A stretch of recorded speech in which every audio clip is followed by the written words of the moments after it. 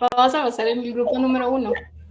El grupo número 1. Quiere decir que no hay ningún comentario con relación al poder adquisitivo. Bueno, muy bien. Entonces, el grupo número 1.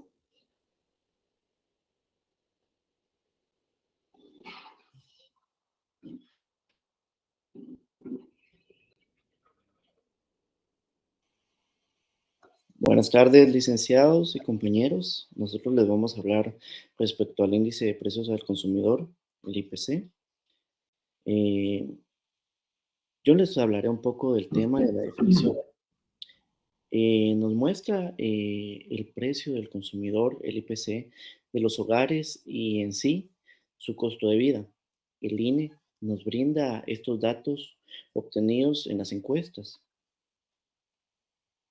El IPC o índice de precio al consumidor es un indicador económico que mide la variación promedio de los precios en conjunto de los bienes y servicios que consume habitualmente la población. Es una herramienta utilizada para medir la inflación en una economía, evaluar cómo los precios de los productos y servicios están cambiando conforme el paso del tiempo. El IPC puede afectar la estabilidad económica de varias maneras. La inflación, como punto número 1, el IPC es una medida clave para medir la inflación, que es el aumento generalizado y sostenido de los precios en una economía. Cuando el IPC muestra una alta inflación, significa que los precios de los bienes y servicios están aumentando rápidamente. Una inflación alta puede erosionar el poder adquisitivo del dinero, lo que lleva a una disminución en el valor real de los ingresos de las personas. Esto puede llevar a una reducción del consumo y una menor demanda de bienes y servicios, lo que afecta negativamente el crecimiento económico. Perdón.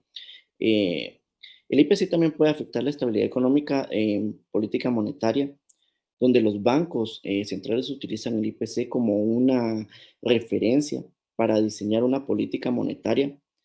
Si el IPC muestra una alta inflación, el Banco Central puede tomar la decisión de implementar políticas restrictivas, como aumentar las tasas de interés para reducir la demanda y controlar la inflación.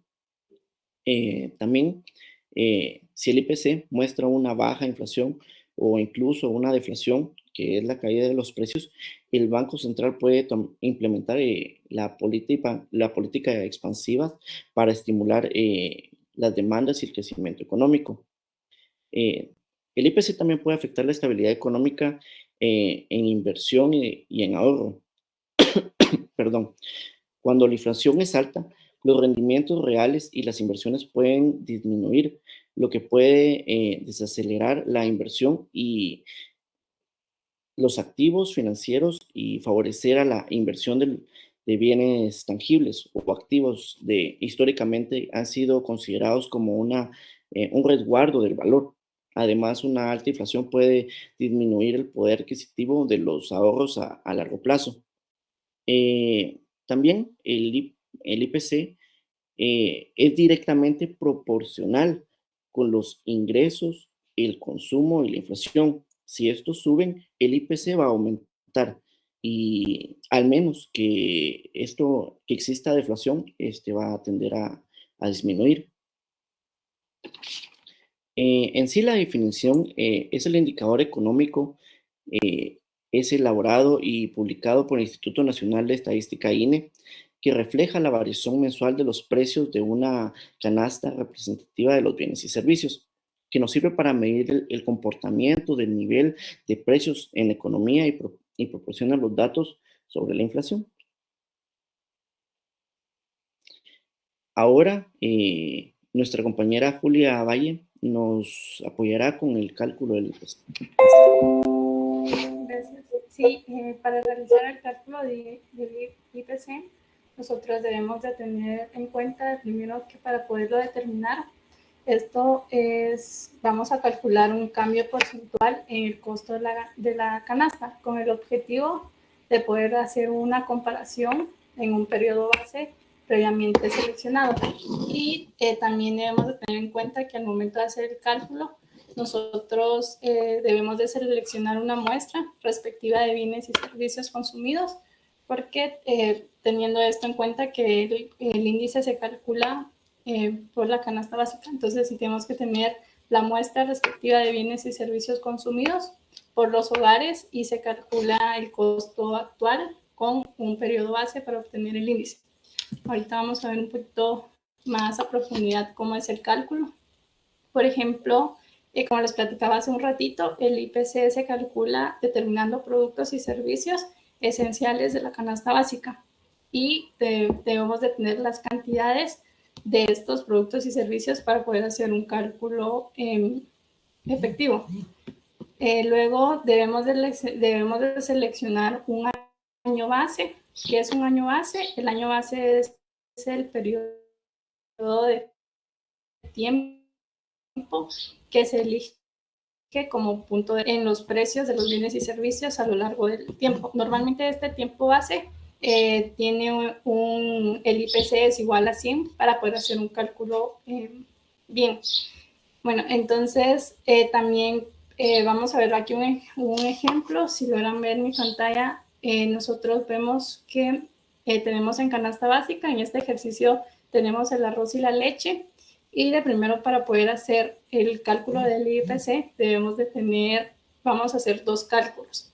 El primer cálculo es tener el precio de la canasta básica, que es esta fórmula, donde nosotros necesitamos de primero definir el año que vamos a estar trabajando, el precio de los artículos o productos y entonces luego de tener estos datos, nosotros, si vemos el año 2022, en este ejercicio nos dice que el arroz, para el año 2022, el precio por kilogramo era de $5.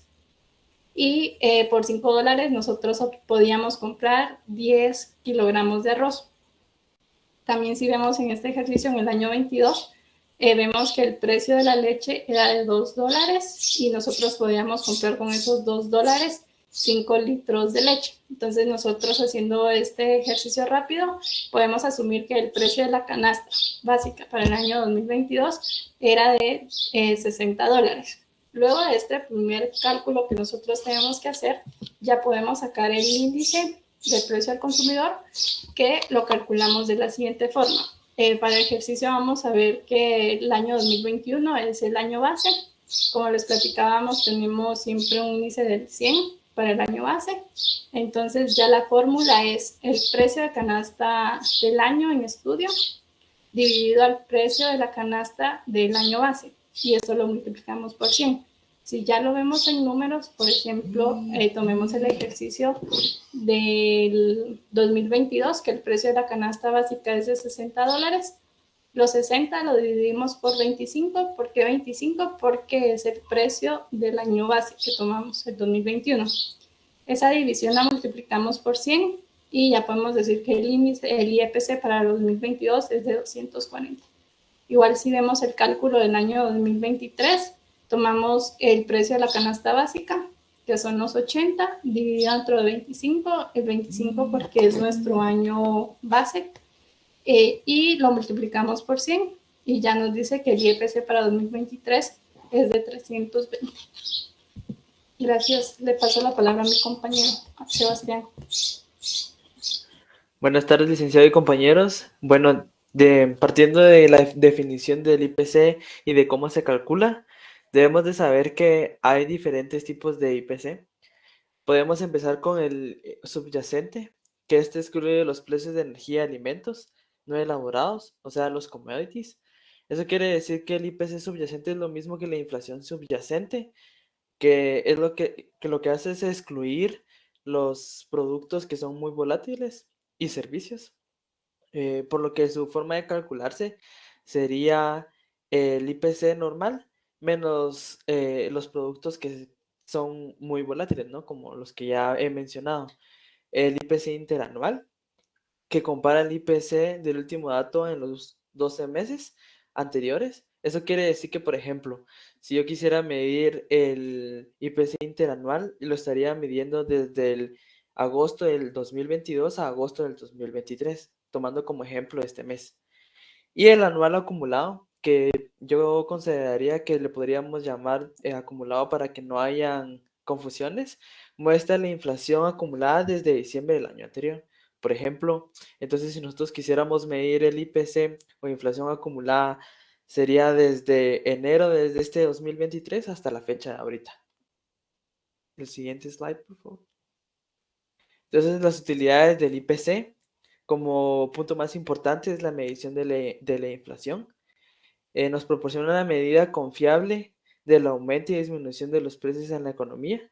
Entonces, gracias a esto, podemos amarrar, bueno, los bancos centrales pueden tomar políticas monetarias y también se pueden tomar derivado de la variación de la inflación, políticas fiscales, controlando o restringiendo las fluctuaciones el flujo de flujo monetario.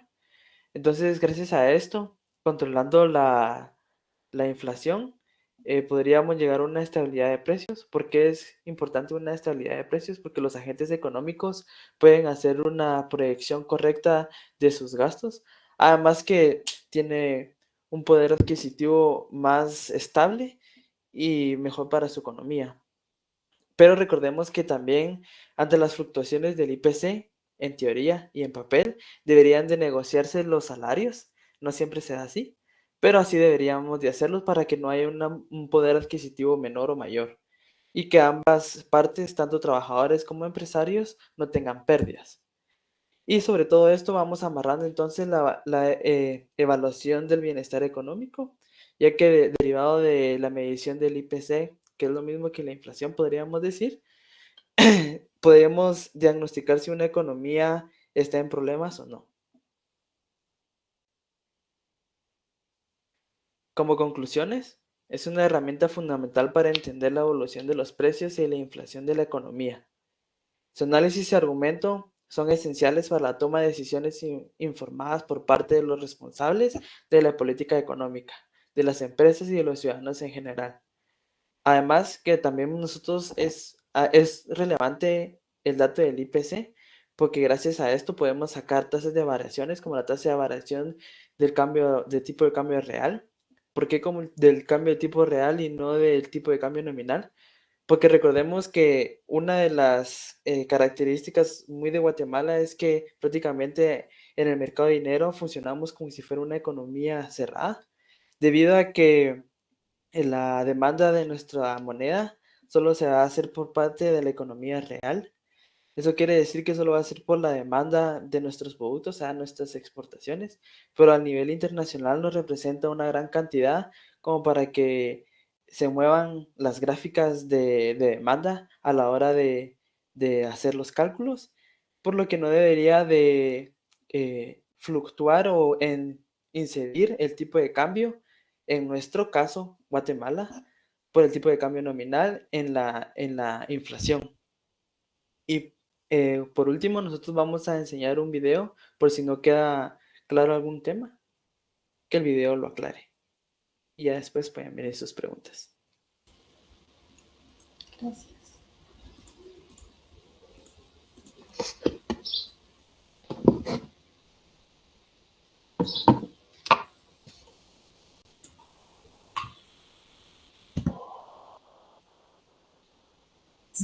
Es un índice de los productos y servicios esenciales de un hogar, es decir, el costo de vida. Este número se obtiene a través de encuestas realizadas periódicamente por las entidades correspondientes de cada país, como el Instituto Nacional de Estadísticas y otros. El IPC se utiliza para medir el nivel de inflación y las variaciones en el costo de vida, y en base a ellos, ajustar el salario mínimo y realizar comparaciones con otros países. Cuando una economía está en crecimiento, los ingresos de los ciudadanos aumentan, causando suba en el consumo, inflación y por ende una suba en el IPC. Al contrario, cuando hay una deflación, el IPC también baja. Ahora que entendés el concepto, te muestro cómo se calcula. Supongamos que la canasta, es decir, los productos y servicios esenciales, son 10 kilos de arroz y 5 litros de leche. Los precios del arroz y de la leche fueron como sigue. Con estos datos ya podemos calcular el precio de la canasta en unidades monetarias. Para comenzar a calcular el IPC, vamos a definir un año base. En nuestro caso, vamos a escoger el año 2021. Al precio de la canasta en el año base se le asigna el IPC 100. Luego, calculamos los IPC de los demás años usando la siguiente fórmula. IPC es igual al precio de la canasta en el año en estudio sobre el precio de la canasta en el año base multiplicado por 100. Con esta fórmula podemos comprobar que el año base siempre va a tener el IPC 100. Para el año 2022, el IPC sería IPC es igual a 60 sobre 25 multiplicado por 100, que es igual a 240. Para el año 2023, el IPC sería IPC es igual a 80 sobre 25 multiplicado por 100, que es igual a 320.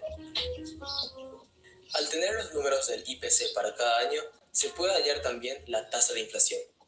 La fórmula es tasa de inflación es igual a IPC del año en estudio menos IPC del año anterior sobre IPC del año anterior multiplicado por 100. Entonces, la inflación para el año 2022 sería 240 menos 100 sobre 100 multiplicado por 100, que es igual a 140%.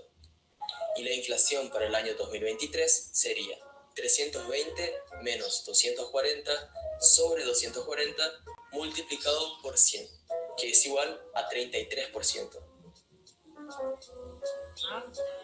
De esta forma, el IPC nos permite entender los cambios en nuestra economía y consecuentemente sus efectos sobre tu bolsillo. Espero que este video te haya ayudado a entenderlo mejor. Bueno, y también como conclusión de nuestra presentación, les queríamos comentar que en la página de Banco de Guatemala ustedes pueden ver en el apartado de la página en inflación, encontramos contenido relacionados a estos temas para que lo puedan revisar y obtener un poquito más de información sobre este índice que es muy importante en nuestra economía. Muchas gracias.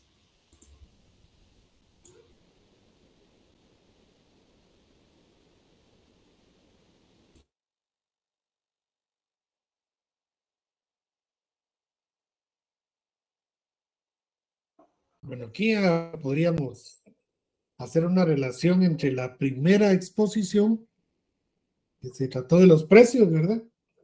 Y esta otra, que es el IPC. Entonces, si lo de los precios no está bien, no, si la estimación de precios no es objetiva y real, tendría repercusión el IPC. Este no podría ser real.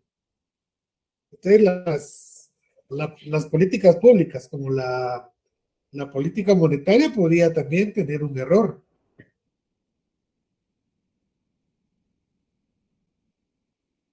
¿Verdad? Quiere decir que las autoridades, en este caso, el Instituto Nacional de Estadística, porque no es el Banco de Guatemala, la función del Banco de Guatemala es la estabilidad de los precios. Pero quien hace la estimación y el cálculo del IPC es el Instituto Nacional de Estadística. O sea, ellos van al mercado y compran cosas, ¿verdad? Que después las regalan a ONGs que cuidan ancianos o niños, ¿verdad? Para establecer el costo de la canasta básica. Entonces también ahí hacen esa comparación de cuánto han crecido o de cuánto es el crecimiento de precios. Y obviamente la inflación. Entonces el tema 1, que era de los precios, es bien importante. Poder establecer qué es lo que realmente está reflejando el precio. Ustedes no se han dado cuenta, o tal vez sí se han dado cuenta, que las gasolineras todas tienen el mismo precio de los combustibles. Fíjese, licenciado, que yo tal vez en esa parte tal vez le contradigo, porque yo he visto que en ciertas gasolineras, algunos, digamos, cuando uno va a algún departamento, no sé si quizás, tal vez por el lugar en donde están, es más barata la gasolina en algunos departamentos que aquí en la capital. No sé si eso tendrá una relación, pero Es por el flete, ¿verdad que sí? es el flete. Pero en toda esa región, por ejemplo, usted va a Chimaltenango, mm, los precios van a ser los mismos, no importa la marca. Si se mueve para Izabal, los precios van a ser los mismos, aunque puedan ser más bajos que Chimaltenango, pero son los mismos. Entonces, si tenemos aquí Puma, Shell, Texaco, tenemos la Energy, 4 o 5 marcas, ¿por qué el nivel de precios ahí es el mismo? Y entonces, si sabemos que los combustibles, porque mueven las mercaderías, tiene un efecto multiplicador, ¿verdad? En el transporte de las verduras, de la carne, de la leche. Entonces, ¿será real ese IPC?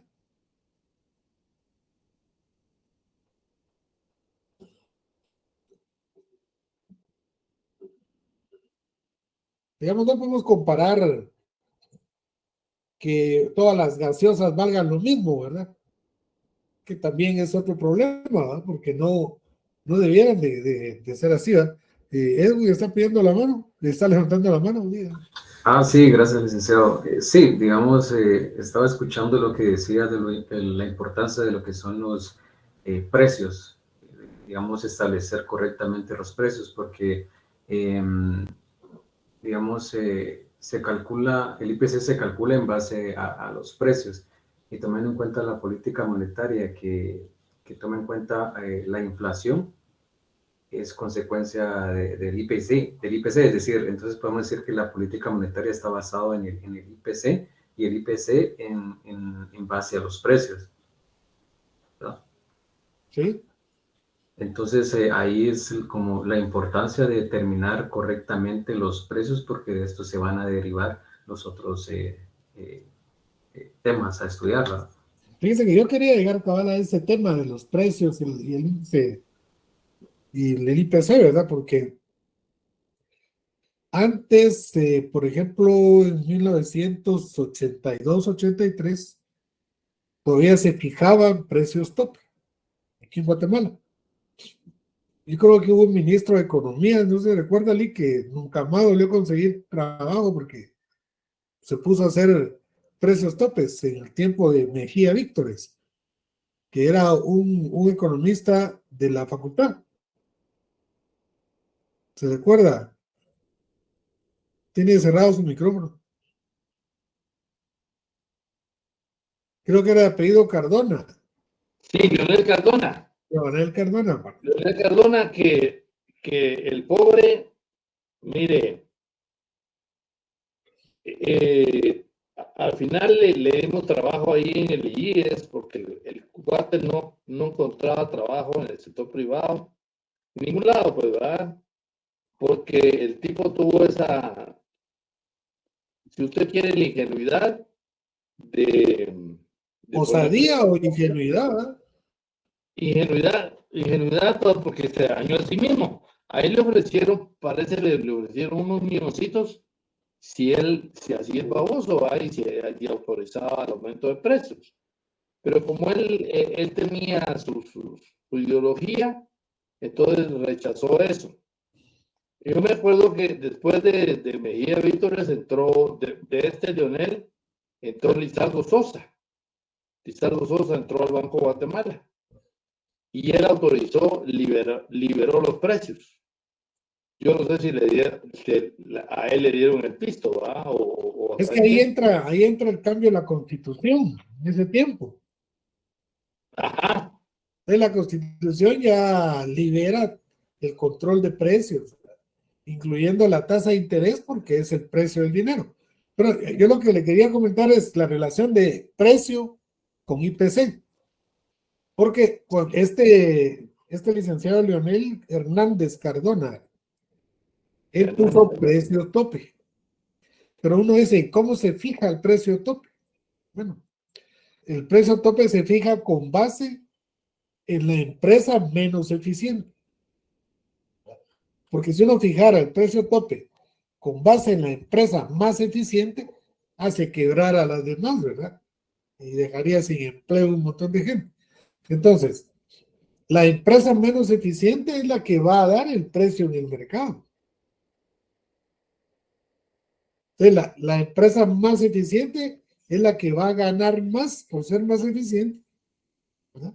Porque el precio del mercado de alguna manera lo va a poner la empresa menos eficiente.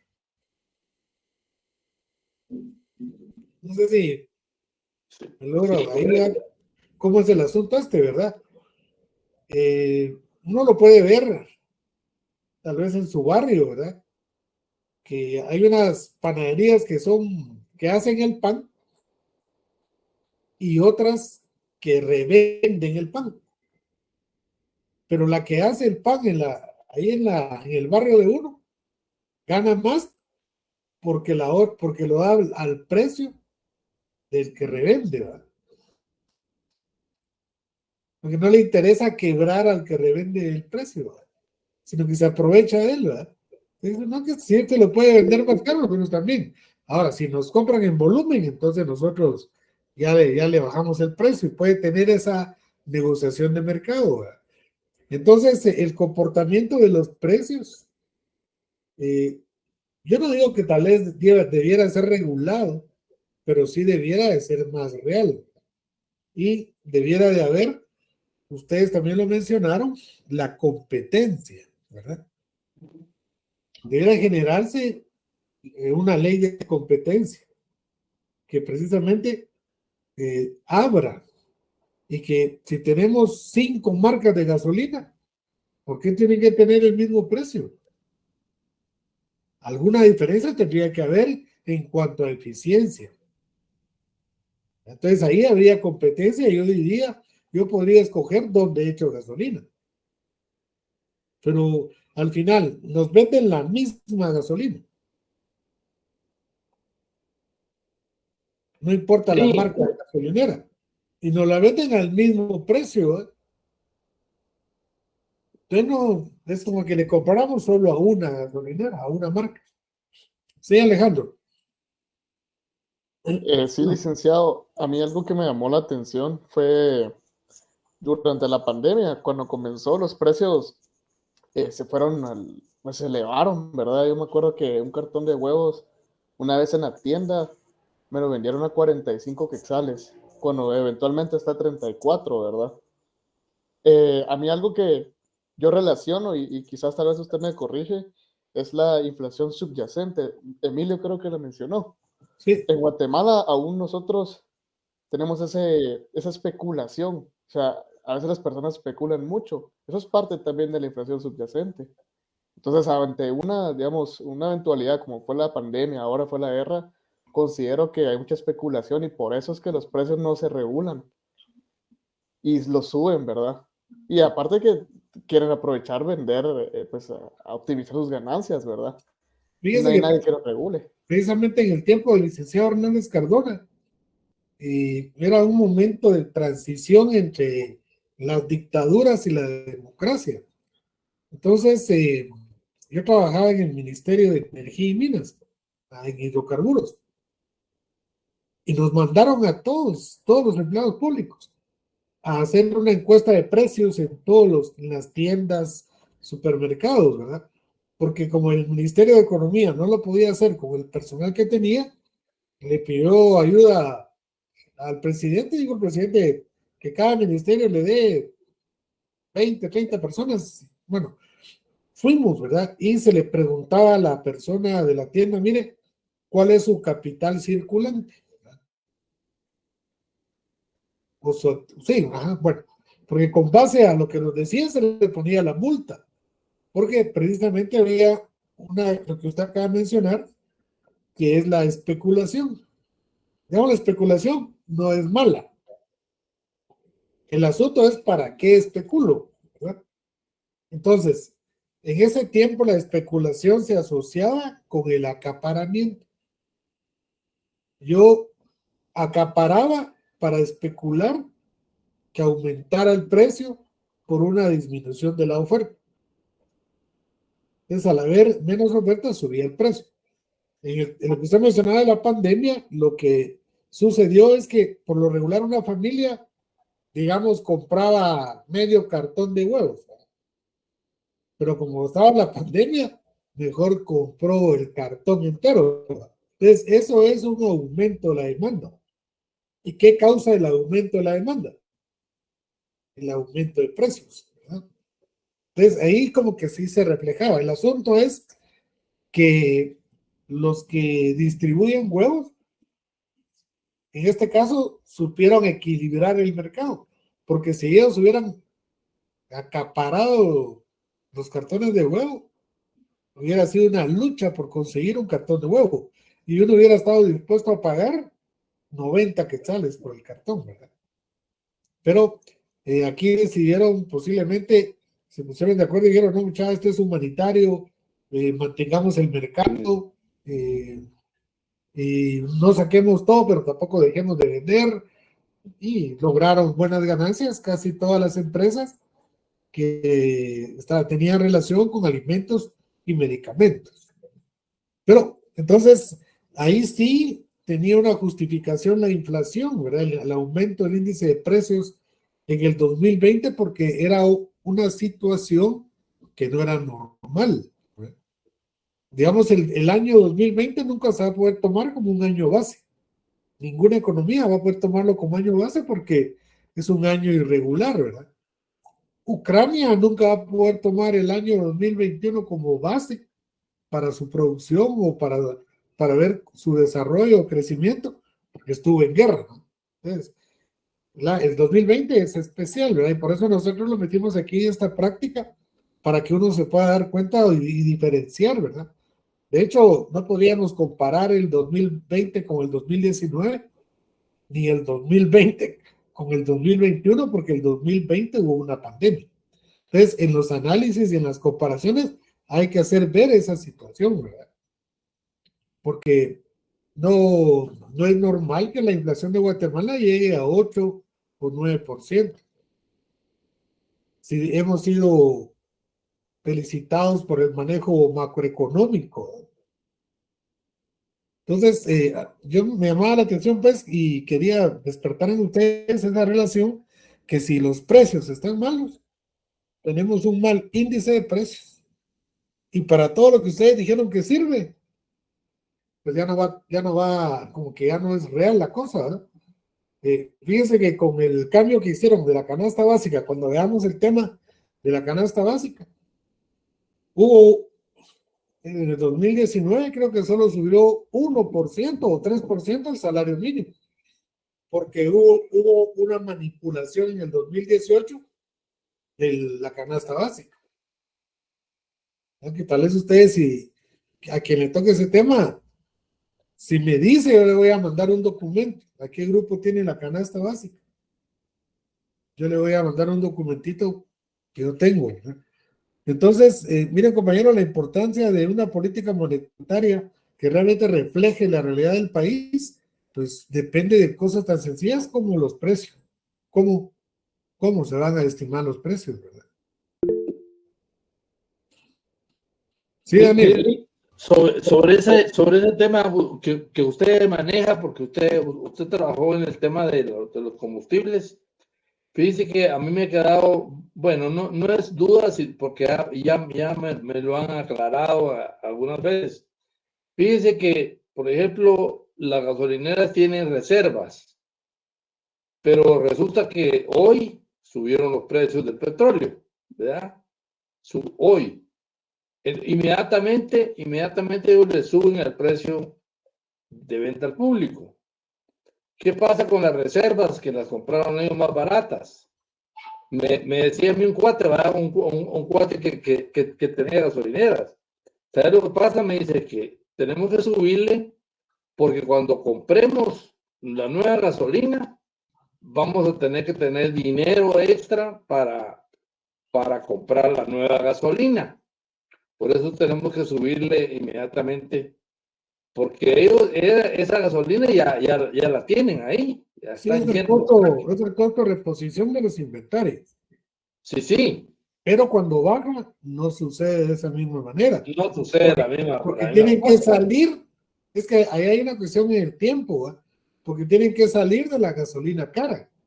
Entonces, usted oye que en el mercado internacional bajó hoy, pero aquí no se refleja el mismo día porque todavía están vendiendo inventarios que compraron caro. Entonces, la rebaja se va a dar a la siguiente semana, pero ya en esa misma semana ya volvió a subir. Entonces tengo que volver a reponer el costo del inventario. Lo que no hay aquí es capacidad de almacenamiento. Entonces la economía en escala no funciona. Nosotros compramos combustible regularmente del Golfo de México. Y lo que compramos son saldos. Un tanquero va a entregar a México, Puerto Rico, y le sobra algo, lo trae para acá. Porque también Guatemala no la vamos a comparar, por ejemplo, con Venezuela, que produce a Colombia, Panamá. A pesar que aquí es millonario el consumo de combustible, ¿verdad? Mensualmente se consumen millones de galones. Pues de todos modos lo que nosotros compramos son saldos que venden algunos tanqueros, lo que le llaman los dealers, ¿verdad? Que son los que hacen contacto con las distribuidoras y los productores. Por ejemplo, la marca Shell ya no existe en Guatemala. Lo que hizo fue darle a Unopetrol una concesión para que usara la marca por 10 años. Pero como Shell como tal, ya no invierte aquí, en Guatemala. Solo dejó la marca.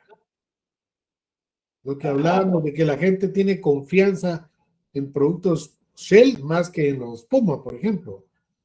Sí. Pero es Unopetrol, es la dueña y solo tiene derecho a usar la marca, que por cierto, si no la negocia ya se le va a acabar eso. Ya no va a poder usar la marca Shell. Sí, pues. Pero está usando la marca. La marca. Pues así como Puma era eso, ¿ya? Pero la Exxon se retiró. Sí, pues. Sí, pues, esta es la Puma, que uno ni cuenta se da, pues, de esos cambios, ¿verdad? Porque son cosas que los Mire, si usted, por conocedores nada ejemplo, más. pone en Google importadores de gasolina, le salen como 1,500. No le sale solo la Shell, Unopetrol, uno de Guatemala, le sale, porque hay gente que hace sus propias importaciones de combustible. Ajá. Pues a mí me ha quedado esa duda, pues decía yo, eso es una ganancia extraordinaria, porque si yo compré algo barato y como ahora cambió el precio, entonces vengo yo y lo que tenía yo acumulado, ¿verdad? Sí, es que en los combustibles es muy dinámico la variación de precios. Sí.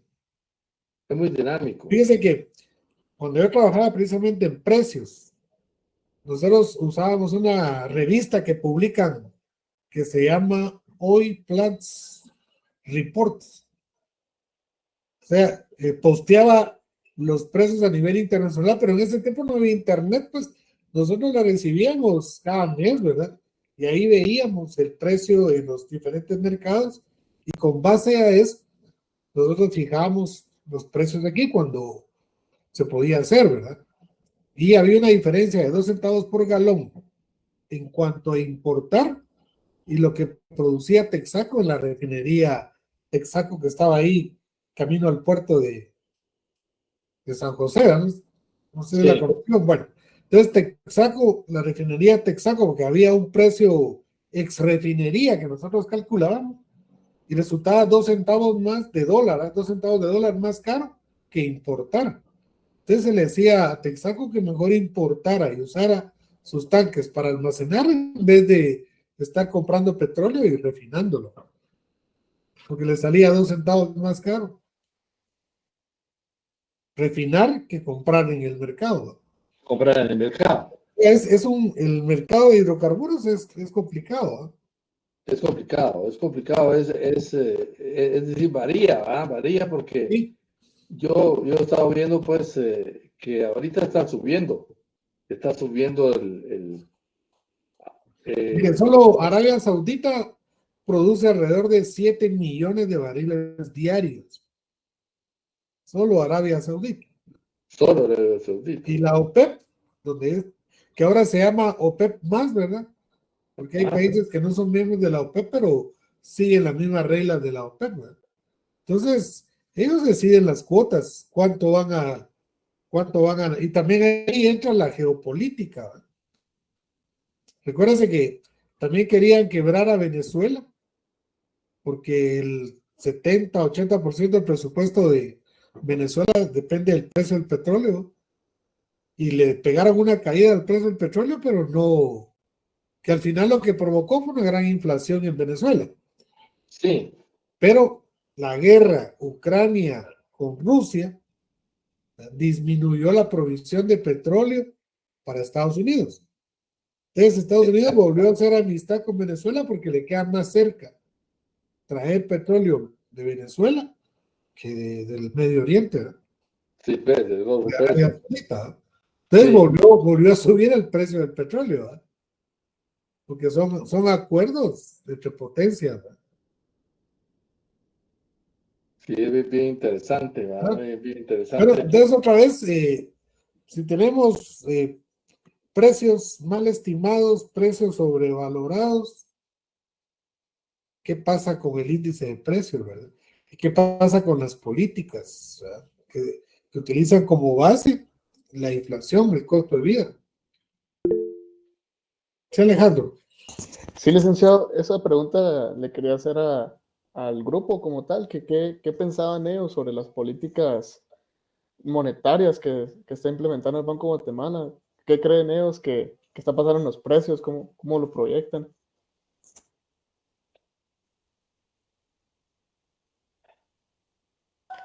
Pues en realidad, como te mencionaba, que el tipo de cambio nominal no debería de influir sobre los precios de inflación, sobre los precios y la inflación, porque recordate que nosotros prácticamente somos una economía cerrada porque en el extranjero casi nadie demanda nuestros quetzales más que por los productos que nosotros exportamos. Entonces prácticamente Pero funcionamos fíjense, como una Emilio, que economía cerrada. somos un país dependiente, porque nuestras importaciones son mayores a nuestras exportaciones. Entonces, sí, el tipo de cambio sí nos puede afectar en la importación de materias primas, porque precisamente lo que estamos hablando de los combustibles es porque compramos más caro, tenemos que esmar más que sales, ¿verdad? Por el dólar. Ajá, sí. Sí, pero Digamos, entonces a lo que yo iba a decir es que entonces, bueno, sí, ¿verdad? Depende mucho de las políticas económicas que toma el Banco de Guatemala. Entonces, como nosotros en teoría yo tengo entendido que nosotros estamos entre bandas para nuestro tipo de cambio. Entonces, conforme a esas bandas, el Banco de Guatemala se anda moviendo según el tipo de cambio. ¿sí, pues? Entonces, prácticamente nosotros tenemos una estabilidad muy buena con respecto al tipo de cambio, por lo que si te das cuenta, incluso yo creo que acaban de sacar un informe del Banco de Guatemala donde la inflación se mira que empieza a bajar, ¿va? Evidentemente podemos sacar de la fórmula de la campana de Gauss algunos productos como el combustible, ¿va? Que ya sería inflación subyacente, pero en teoría los otros productos deberían de empezar a bajar en el último trimestre del año, en Fíjense cuestiones de que, por precios. ejemplo, ahorita ya viene la Navidad y el Año Nuevo. Ah, Y bueno, vamos a ver, esa es inflación por demanda. exacto. Ajá. Bueno, pero entonces ahí tendrían que hacer otras políticas. Porque ahorita sube el tipo de cambio, porque las empresas importadoras, para aumentarse el stock de mercancías, sus inventarios, demandan más dólares, porque es lo que van a vender en diciembre. Entonces, el tipo de cambio, a un aumento de la demanda, va a variar el tipo de cambio, va a subir, ¿verdad? Pero al subir también representa que a los exportadores reciban más quetzales por los dólares que meten al sistema. Entonces puede ser que ahí la política monetaria sea aumentar la oferta de dólares o disminuirla, precisamente lo que hace la Junta Monetaria, ¿verdad? Cuando ve que se sale de los rangos que ellos se han establecido. Sí, Edwin. Sí, gracias. Sí, estaba analizando lo de las políticas monetarias, ¿verdad? Lo que la Junta Monetaria decide en base a lo que se debe aplicar, y es uno de los temas que al menos en nuestro grupo nos tocó investigar, ¿verdad? Y cómo es el mecanismo de ajuste de estas políticas. Pues tengo entendido que pues, una de las herramientas que utiliza la política monetaria es la tasa de interés líder, ¿verdad? Que a su vez va a determinar la demanda de los bienes y servicios, ¿verdad? Y que esto a su vez va a generar, digamos, un incremento de la demanda de bienes y servicios, va a determinar una disminución de los precios. Y lo contrario, ¿verdad? Una disminución pues va a ser lo contrario, ¿verdad? Entonces, sí. Solo le pedimos a uno de los grupos, ustedes se distribuyeron el trabajo, que nos hablara sobre la tasa líder y el encaje bancario. Correcto. Esto, ajá, le tocó a un grupo y supongo que lo vamos a ver posteriormente, ¿verdad? Pero Yo creo que la tasa líder no tendría que influir mucho porque es un promedio ponderado, ¿no? En el caso de Guatemala, ¿o estoy mal? no, fíjese que la tasa líder que usan en Guatemala básicamente es una referencia de la tasa de la Reserva Federal de Estados Unidos. Y yo quisiera que lo explicara a los compañeros en su momento, pero la tasa líder lo que hace es captar dinero de los bancos. O sea, les paga para que retiren dinero y no lo presten. Porque al prestarlo y al haber más dinero en circulación se genera inflación. Entonces, una medida de reducir la inflación es decirle al banco, porque el banco, el dinero que tiene el banco, no es de los dueños del banco, es de los cuentavientes, ¿verdad? Entonces les dicen, miren, no lo tire a préstamos de consumo, mejor démelo a mí, le dice el banco, y yo le voy a pagar 5.75, 3.70. Ahora, cuando el banco, como política monetaria, lo que quiere es dinamizar la economía, y precisamente ahí es donde se forman las burbujas. Digamos, a través de la tasa líder, el mismo banco puede crear una burbuja, que es lo que hemos oído, la burbuja inmobiliaria, porque es la misma autoridad la que con su política crea esas burbujas. Por ejemplo, el año pasado la tasa líder subió, sin embargo, la inflación no bajó, ¿verdad? Entonces pudo haber creado una burbuja. ¿Y por qué no bajó? Podría ser porque el Ministerio de Finanzas no aumentó la tasa de sus bonos, los bonos que vende, porque los bonos es una manera de captar dinero también, ¿verdad?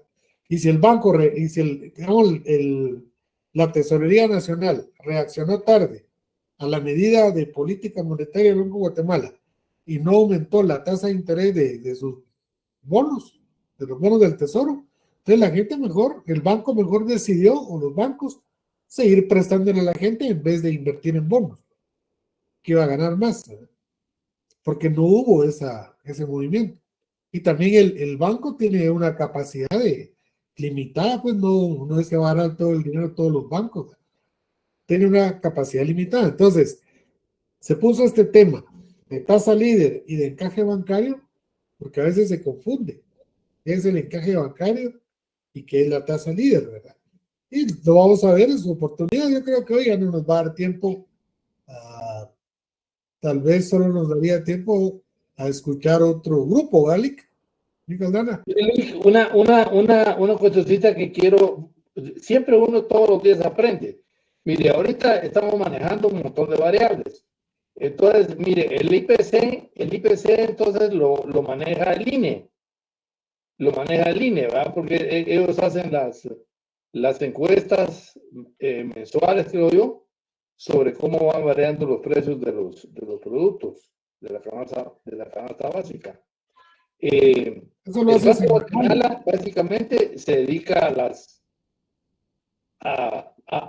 las OMAs que le llaman, ¿verdad? Operaciones de mercado abierto. No, pero esa es la estabilidad monetaria, Rick, esa es su función principal. Su función principal. Es la estabilidad de O sea, precio. cuando hay abundancia de dólares, ellos recogen los dólares. Cuando hay escasez, ellos sacan dólares a circulación, ¿va? Para estabilizar. Pero su función principal es la estabilidad de precio. Para mí digamos, las funciones de estas dos instituciones, digamos, estatales, que es el INE, ¿se complementan o son separadas? Mire, para mí son separadas porque, digamos, la política monetaria la maneja el Banco de Guatemala. Sí. Y su función principal es la estabilidad de precios. Pero quien realiza las encuestas, las estadísticas, genera las estadísticas, es el INE.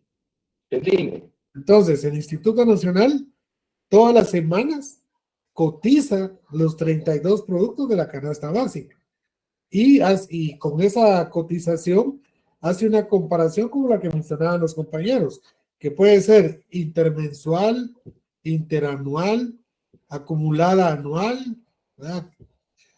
Saca varios cuadros donde compara, por ejemplo, cómo crecieron los precios de una semana con la otra, o de un mes con el otro, de un mes de este año con el mismo mes del año anterior, ¿verdad? La acumulada es desde el año base hasta acá, ¿verdad? Pero también puede sacar una acumulada anual. Si uno se mete a la página del INE o uno pone en el Google IPC, ahorita estaría ya el de julio. IPC julio 2023 le despliega un folleto con bastante información, ¿verdad? Entonces, lo que hace el Banco de Guatemala es tomar esos datos. También, por ejemplo, las importaciones y las exportaciones no las genera el Banco de Guatemala. Toma información de las pólizas de importación y exportación de la SAT. Porque quien controla por los impuestos las importaciones y exportaciones son las aduanas, y las aduanas son de la SAT. Entonces, si uno ve cuántos importó y cuántos exportó, en la fuente dice pólizas aduaneras, ¿verdad?, de la SAT. O sea, el banco solo se alimenta de esa información. O sea, para el banco es un dato Ajá. externo, es un dato externo Sí. que él toma. Por Sí. eso decía usted que si los precios están mal calculados, si el IPC está mal calculado, afecta. Sí. No, y mire, cuando los compañeros que hablen de canasta básica se van a dar cuenta que eran 26 productos y pasó a 32. Se incluyó en la última medición los alimentos preparados o alimentos consumidos preparados fuera del hogar, que eso aumentó, digamos, la base, y al dividir el precio por esa base lo disminuye. ¿Ah? Porque hay más cantidad de personas. No es lo mismo repartir 10 quetzales dentro de 3. Si usted lo reparte dentro de 3, le toca 3.33 a cada uno. Si lo reparte entre 5, le toca 2, ¿verdad? Entonces baja. Entonces ahí hubo una cuestión así, que bajó la canasta básica, y eso provocó que, en primer lugar, que baje la línea de pobreza y que baje el salario, que no se aumente el salario mínimo. Bien. Es que como economistas tenemos que, miren, compañeros, la pobreza Es que, hay. este tema, en realidad yo reconozco que yo estos temas no los estudié muy bien, que digamos, en la facultad. Sí, pero Cuando yo le llegué dieron, uno le dan Sí, mire, la pobreza se divide en pobreza y pobreza extrema. Si usted reduce la pobreza extrema, aumenta la pobreza. Sí, Entonces, si yo quiero criticarlo, le podría decir, mire, cuando usted fue presidente, solo la pobreza aumentó, pero no le estoy dando toda la... Y usted podría responderme, sí, pero disminuyó la pobreza extrema, y por eso subió la pobreza. sí, sí. ¿Verdad? Así es como se maneja esto. Entonces, una determinación de precios que no responda a la oferta y la demanda, a la mano invisible, sino que sea manipulada, ya sea porque hay concertación de precios monopólicos, que ahora esos precios ya no son de monopolio, sino se le llama de posición de dominio, ¿verdad? Una entidad que tiene posición de dominio puede fijar los precios. Entonces, el asunto es que al haber concertación de precios, como hacen las gasolineras, ¿verdad? Al haber precios de posición de dominio monopólico por monopolios naturales, ¿verdad? Al haber sobreprecios, que porque yo le vendo al Estado y la recuperación se tarda más en pagarme, le aumento. Eso va a influir también en el IPC, porque el IPC solo lo va a reflejar. Solo va a decir, mire, varió, subió, ¿eh? Pero los que toman esa información para diseñar políticas públicas, en este caso la política monetaria, tienen que quitar esos sesgos, ¿verdad? Esas desviaciones y hacer sus propias. Por ejemplo, el Banco de Guatemala hace sus propios análisis también, ¿verdad? No solo, digamos, no solo agarra lo que le dice el INE, ¿verdad? Que es oficial, pero también tiene otras Pues tiene su departamento de estudios económicos. exacto, que tiene otras fuentes y otros modelos para calcular proyecciones de la economía. Si no, si solo se confiara en una fuente, a ver qué hubiera pasado ya, ¿verdad? Sí, Alejandro. Sí, licenciado, solo para mencionar que el Banco de Guatemala tiene ahí en su página archivos donde tienen, digamos, reglones de cuánto se destina, digamos, en consumo de gasolina, de alimentos y todo. O sea, así bien detallado, está bien bonito. Yo no lo había visto hasta que el licenciado Guinea me lo mostró, pero muy, muy interesante todos los datos que se pueden ver. Y como usted dice, el Banco de Guatemala únicamente se alimenta de todos los datos Sí. que le proporciona, ya sea el INE, digamos, otros ministerios, ¿verdad? Porque ahí hasta el combustible está, cuánto se consume Sí, es energía y minas, ¿no? y todo, ¿Ves? Sí, sí, así es. eso nada más. Gracias a Julia, Adriana. Sí, igual no les quería comentar, parte del equipo, nosotros en la investigación también estuvimos explorando la página del INE y, por ejemplo, si ustedes entran en la parte de publicaciones, pueden ver que mensualmente suben un informe donde nos indican cuál fue el aumento del IPC por región y es muy específico para que lo puedan revisar. Sí, yo lo consulto frecuentemente por mi trabajo, ¿no? Pero también yo siento que es una información muy atrasada. Porque si es información de un mes atrás, ¿qué decisión puedo tomar hoy? ¿Verdad? Si ya cambió digamos, lo dinámico del precio del petróleo, ¿verdad? Si vamos un poco atrasados, ¿verdad? Y es porque a lo interno el INE no se ha modernizado. Tienen conflictos por ser un instituto. Su presupuesto está integrado en el Ministerio de Economía. Entonces, lo que ellos quieran ejecutar, primero se lo piden al Ministerio de Economía. El Ministerio de Economía hace una transferencia de lo que ellos le pidan, ¿verdad? Pero no, es una entidad que no tiene, digamos, no maneja su propio presupuesto, sino está integrado en el Ministerio de Economía. Y el presidente de la junta directiva del INE es el ministro de Economía. Y ahí interviene el ministro de Economía, el ministro de Finanzas, el CACIF, creo que la Universidad de San Carlos, están representados en la Junta Monetaria. Entonces, al estar el sector empresarial, debiera haber un balance, ¿eh? Para manejar precisamente los precios, el IPC, ¿verdad? O sea que la idea, compañeros, es hacerles ver que uno dice la inflación, ¿verdad? Pero ya vieron, solo llevamos tres temas desarrollados y los tres son muy interesantes, ¿verdad? Porque tienen relación, ¿verdad? Ya los compañeros del poder adquisitivo, ¿verdad? Ya dijeron que si no se controla la inflación, consumimos menos cosas. Ahora, la respuesta del mercado ante el aumento de los precios es que hace cosas pequeñitas, ¿verdad?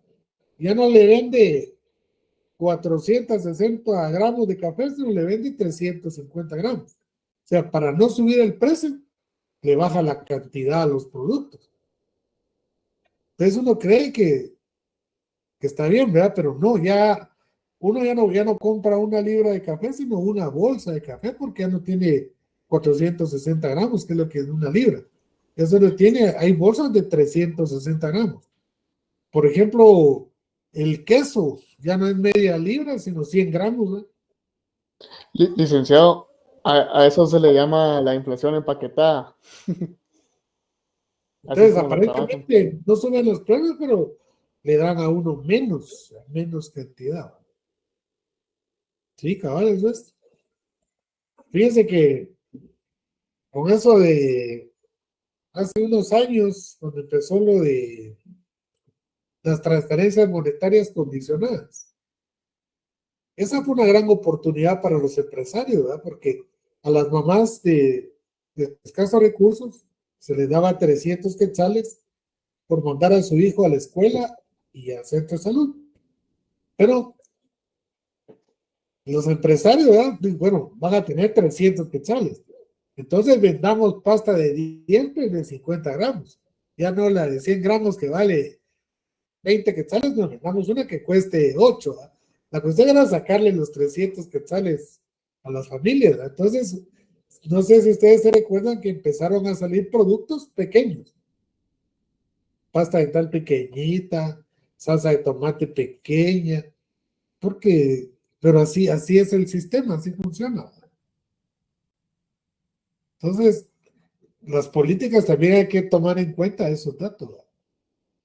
Hubo un tiempo aquí que vendían cajetillas de cigarros de 10 cigarros y las prohibió el Ministerio de Salud porque estaba incentivando el consumo. La gente pensaba que con solo comprar medio paquete iba a fumar menos, que sí, resultaba que fumaba más, ¿va? Compraba con más frecuencia. Y así, ¿verdad? Vean ustedes cómo es el mercado. Sí. Eso es lo bonito, miren, de la carrera nuestra, que es un tema de diario, es un tema de diario que nos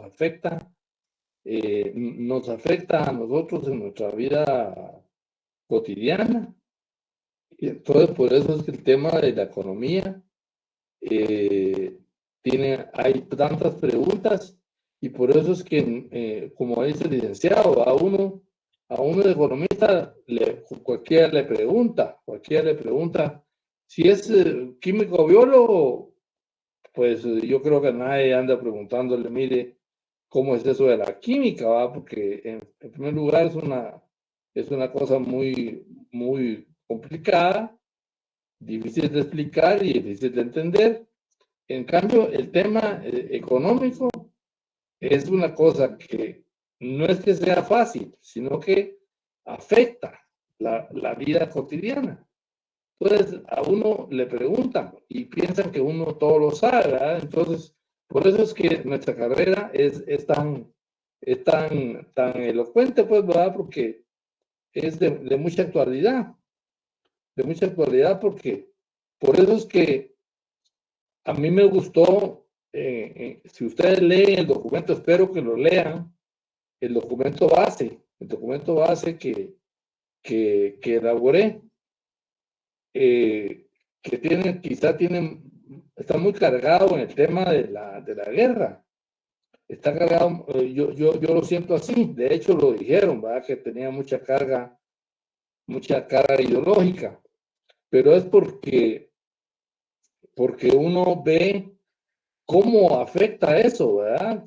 Rusia queda muy lejos,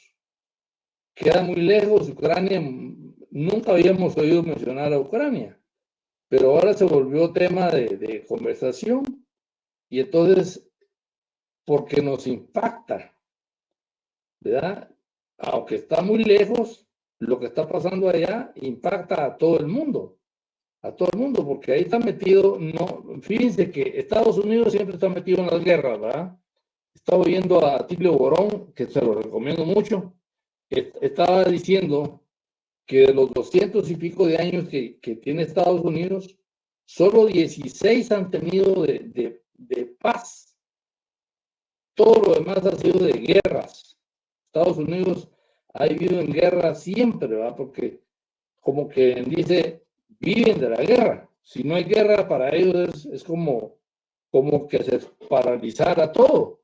Entonces, el tema ahorita, por ejemplo, en Ucrania, quieren vender la idea que es Ucrania la que está peleando con Rusia.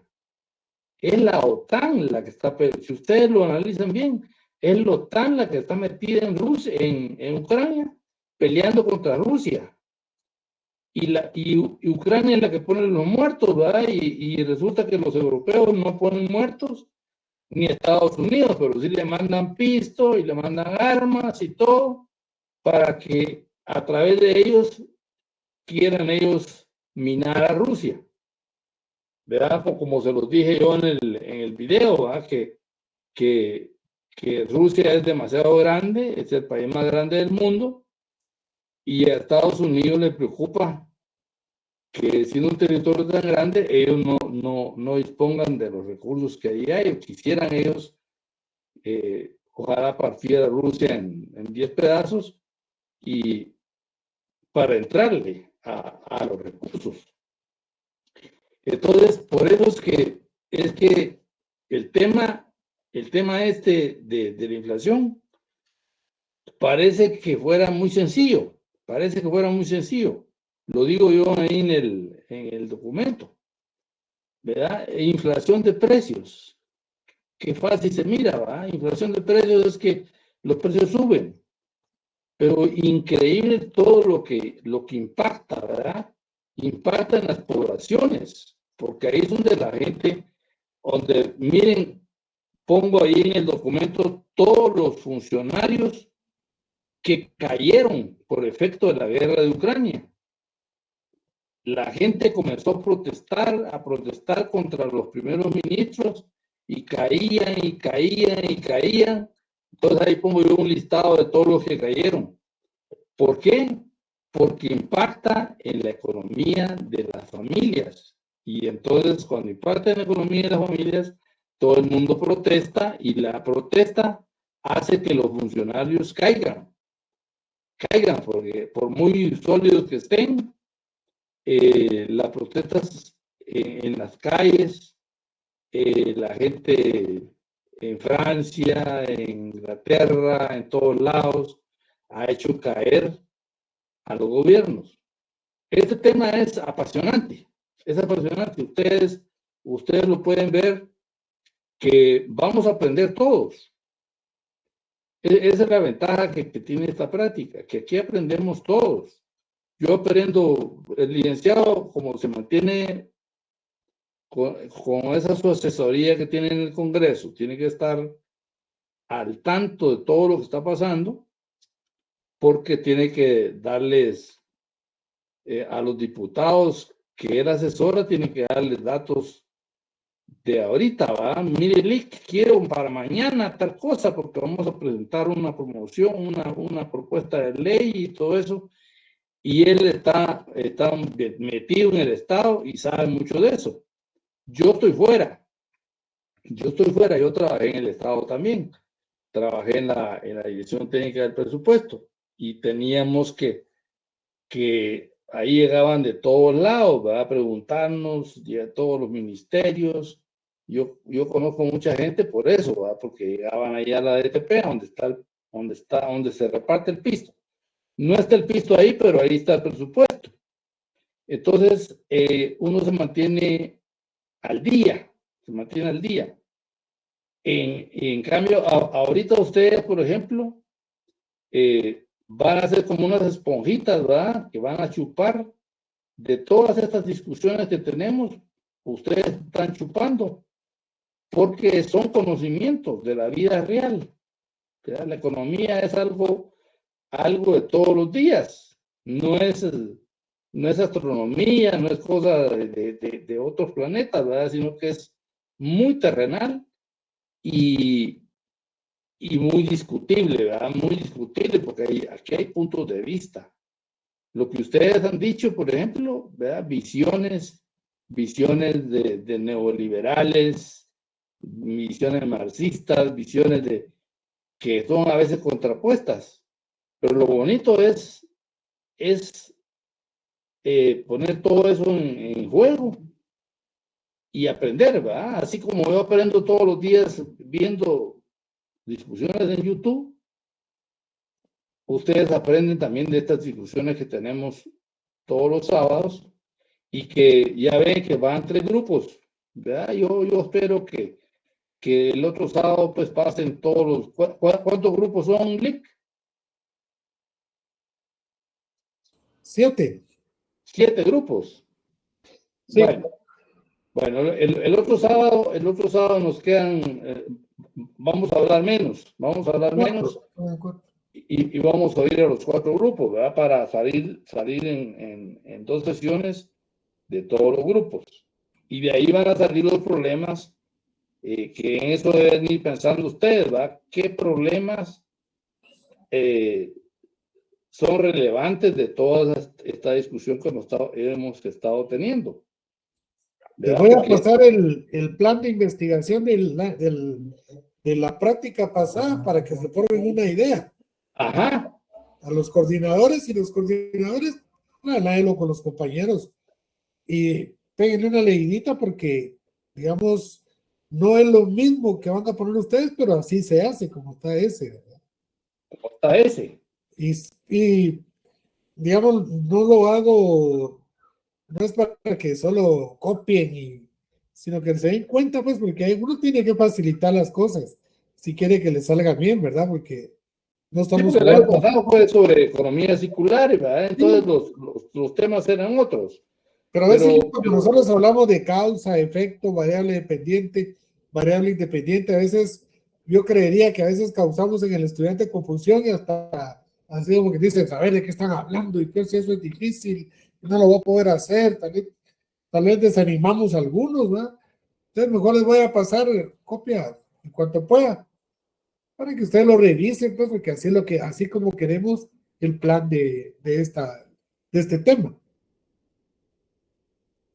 ¿Verdad? Que vayan pensando ya ustedes ahí en la noche, ¿verdad? Que se lleven esas inquietudes en la mente y vayan pensando en la noche o a cualquier hora del día, qué problemas podemos tomar, ¿verdad? Por problemas, hay muchos problemas, pero no podemos tomarlos todos. Entonces tenemos que ser selectivos y tomar algunos ya ven ustedes de la inflación todo lo que va saliendo. Salió el índice de precios de los precios. El precio, va, que interesante salió el precio, el índice de precios, y así podemos, y con la exposición de los otros grupos, vamos a generar otros problemas, de manera que por lo menos que tengan, que quede un problema por grupo. Ya tenemos 7 problemas, ¿verdad? 7 problemas, Y entonces ahí tenemos, ya tenemos el plan. Ya de buscarle la causa, buscar la posible causa, ¿verdad? También el link les va a poner ahí, yo tengo un videito ahí en YouTube sobre la matriz de investigación que no es que lo anuncie, ¿verdad? No es que lo anuncie porque no quiero llegar a las 200,000 vistas, pero sí ya lo he visto y sí está didáctico, Ustedes lo buscan ahí, Felipe Aldana, y están los dos videos, ¿verdad? Que vimos el sábado pasado, y está este de plan de investigación. Ese también les va a ayudar. Porque hemos simplificado esto del plan, lo hemos simplificado con la experiencia pues de los dos, como hemos trabajado juntos, lo hemos llegado a simplificar de manera que se vuelva una cosa manejable, ¿verdad? manejable, ¿verdad? Que no sea un tema así como que fuera Einstein el que está trabajando, ¿verdad? Sino que el plan de investigación es algo que cualquiera puede hacer. Entonces, si ven ustedes ahí en el videíto, ¿verdad? Creo, bueno, el licenciado creo que tiene hasta el link, pero yo creo que lo tengo que tener por ahí. Pero podrían empezar el plan de investigación, dice Edwin. Así se llama. Así se llama. Ahí sí, ahí puse el link para si alguien. Ahí está compartiendo Edwin el link. Excelente, gracias. Mire, pues todo eso va a ayudar a que ustedes se les facilite pues a ir elaborando el plan, que lo tenemos que tener. ¿Para cuándo cree que debería estar el plan, Lick? Mire, ahorita nos trazamos medio sábado. Hoy debíamos haber terminado con los temas. Sí. Pero yo creo que el otro sábado podríamos terminar y ver lo del plan. Y así ya les pedimos la matriz para dentro de 15 días. Vaya, excelente. Miren, compañeros, voy a proceder a pasar lista y el que me vaya respondiendo se puede retirar de la práctica, que ya son las 6, ya nos pasamos de las 6, ¿verdad? Entonces, Figueroa Hernández. Presente. Si quiere, se retira. Chaikov Fincal. Ahí estamos. Aquí estoy, licenciado, gracias. Ruiz Quiñones. Presente, licenciado. Pidir Yoc. Presente, licenciado. Torres Sabán. Barreno Díaz. Presente, licenciado. Hernández Santiago. Presente, licenciado. Guzmán Porras. Presente, Lic. Calixto Aparicio. Presente, licenciado. Vázquez Ajín. Presente, licenciado. Cuellar López.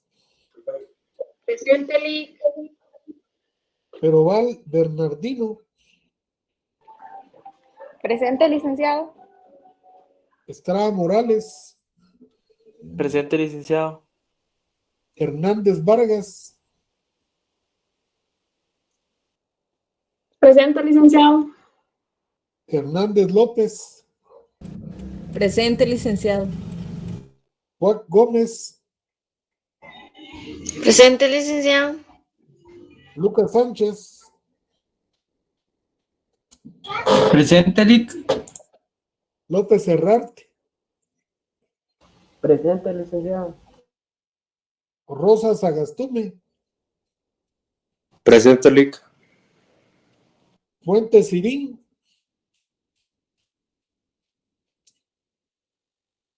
Juárez Gómez. Presente. Arroyave Álvarez. Presente, licenciado. Tom Jerónimo. Presente, licenciado. Michael. Ajanel López. Presente, Lic. Roca Martínez. Presente, Lic. Ramírez Beteta. Presente, licenciado. Sáenz Pablo. Gómez Soto. Presente, Lic. Cardona Rosales. Presente, Lic.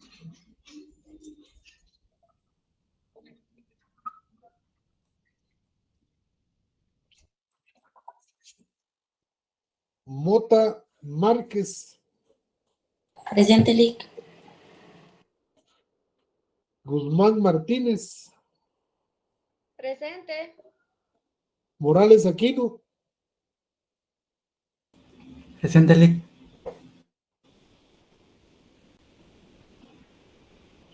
González Paredes. Presente, licenciado. Valle Fajardo. Presente, Lic.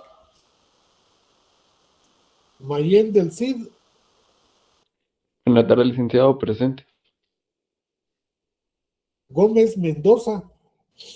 Presente, licenciado. Valladares Morales. Presente, licenciado. Morales Tocay. Presente, licenciado. Varías García. Presente, Lic. Montúfar Aguirre. Presente, licenciado. Jiménez Ortega. Presente. López Barrios. Presente, licenciado. Poltán Borrayo. Presente, licenciado. Matén González. Presente, licenciado. Sunux Larios. Presente, licenciado. Tomás Valdés. Presente, licenciado. Gutiérrez Pacay.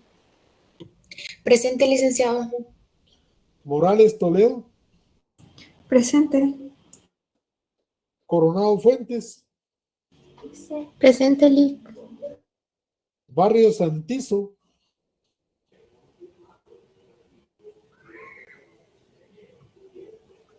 Aceituno Arana.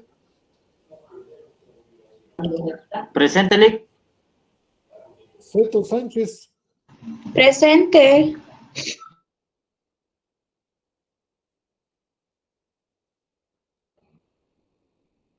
Acevedo Goshop. Presente, licenciado. Barrio Santiago. Presente, licenciado. Y Aldana Marín. Presente, Lic. Ahí todos. Gracias. Licenciado, buenas tardes. Perdón, es que se me quedó trabado aquí para poder hablar en el micrófono cuando mencionó mi nombre. ¿Cuál es su Perdón. apellidos? Fuentes Sirín. Ah, sí, ya. Gracias, licenciado. Y el compañero Torres Sabán, César Adolfo. ¿Cómo está?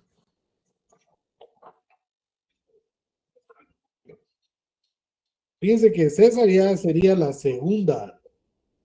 Si lo conocen, díganle que ya se va a quedar sin posibilidades de pasar a la segunda etapa. Ya estaría acumulando 2 faltas. Bueno, compañeros, ustedes estaríamos para el próximo sábado.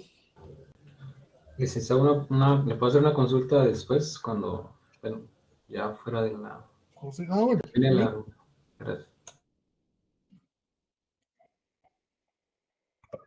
Buenas noches.